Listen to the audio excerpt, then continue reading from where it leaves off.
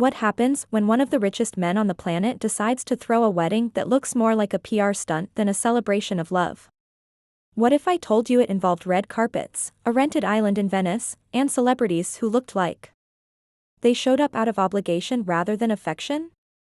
This wasn't just a wedding, it was a spectacle. And trust me, you're going to want to hear every jaw-dropping detail.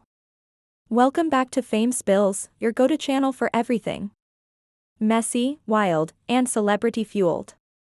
Hit that subscribe button now, because what we're about to unpack from Jeff Bezos and Lauren Sanchez's over-the-top wedding will leave you questioning whether money can buy taste, or just attention. So, why would anyone literally rent out an entire island in Venice just to throw what's essentially a designer-themed circus? That's exactly what Jeff Bezos and Lauren Sanchez did, spending an alleged $50 million on a wedding that felt more curated than heartfelt. And let's be real, nothing about this celebration screamed love, it screamed branding. From the carefully choreographed arrival of guests to the eerie gray carpet that looked more Amazon office than Italian romance, everything about this day felt staged. It was like a commercial shoot, except the product was their own celebrity status, Lauren Sanchez. Now Mrs. Bezos didn't even try to hide her thirst for fame. Right before the wedding, her Instagram engagement was embarrassingly low, hundreds of likes on posts, despite having over 1 million followers. That doesn't add up. And right after she said, "I do," she wiped her account clean, leaving only 2 glossy photos that screamed, "New era loading." Coincidence? I don't think so. She's clearly trying to rebrand herself, possibly aiming for Kardashian-level fame. But this whole thing? It felt more like a desperate grab for attention than a fresh start. People are even wondering whether Bezos paid celebs to attend. And honestly, with his net worth, it wouldn't be shocking. Some folks on Reddit speculated that while there may not have been direct payouts, the perks, private jets, luxury hotels, red carpet moments, were probably enough to pull in some A-listers. Others were convinced the guest list was nothing but a PR move, especially considering how bizarrely random it was. We're talking talk show hosts, reality stars, pop singers, and sports legends, all packed together for what felt like a Vogue meets Vanity Fair fever dream. Speaking of Vogue, Lauren landed the cover in her wedding gown. A power move? Sure. But let's not forget Anna Wintour stepped down not long before this happened. Makes you wonder, was this the final straw? Did she bow out before being forced to co-sign the Bezos-Sanchez rebrand? The carpet alone, yes, the infamous carpet, became a meme, with people calling it a corporate rug, stolen straight from Amazon HQ. You can't unsee it once you notice. Expensive? Definitely. Stylish? Not even close. And now we need to talk about Leonardo DiCaprio.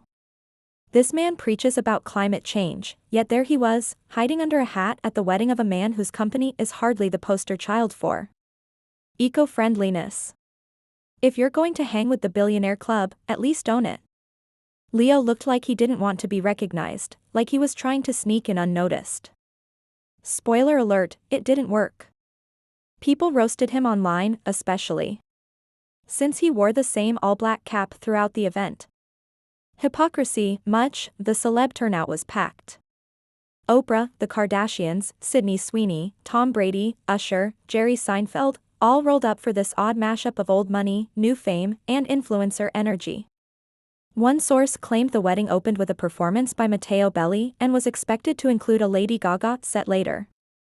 It was all glitz and zero soul. And if you looked closely, the guests didn't even seem like they knew each other. It felt like a high-budget networking event, not an intimate celebration of love. And Lauren? People went in on her look.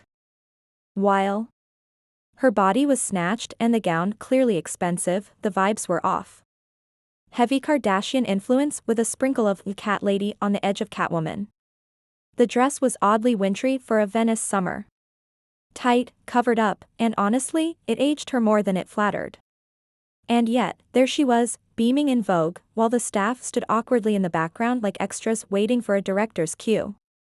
Real class would have cropped them out, or at least acknowledged them. The whole fashion scene was a roller coaster. Khloe Kardashian in puffy pink, looking like she was trying to escape her own outfit. Kim showing up in her usual skin-tight number.